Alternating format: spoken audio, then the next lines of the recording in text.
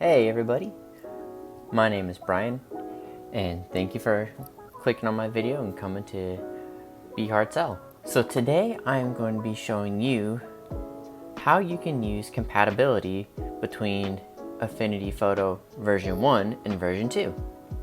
This is version 2 that's on my iPad, but I only have version 1 on my computer because I thought it was cheaper to do version 2 for iPad than it was to do it for PC.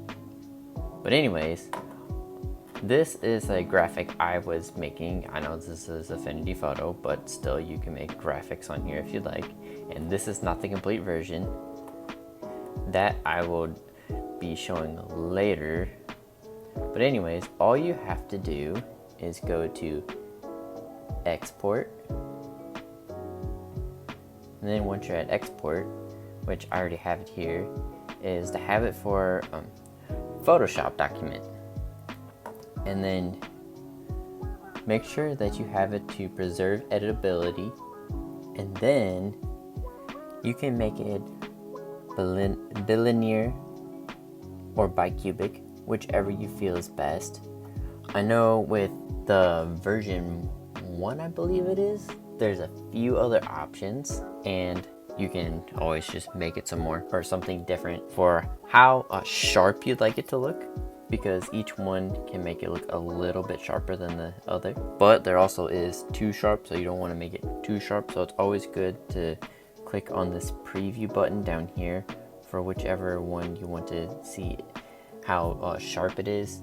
Like if you think it's too sharp or not sharp enough, and each one is a little different in size, and that can take some time to load each one, so I'm not going to show that. But anyways, make sure you have compatibility mode on, because that is one of the keys to making sure that this is going to work with version 1. And then embedded metadata, have that on to make sure that all of the layers, all the data, all that stuff you have is exactly the same. And then don't change anything over here, make sure it's all editability. So after that, then you can just click on share, and then you can share it to whichever you would like. If I can get it to move, well, it is not, but anyways, basically just save it to, well, if you have a Mac, you can save it to iCloud and then be able to transfer it to your computer from there. You can save it to OneDrive, Google Drive, or whichever drive it may be that you're using. So that's it. And if you would like to see this creation that I made, then the final copy, you can always go to me and my wife's channel, which I will have linked right up here.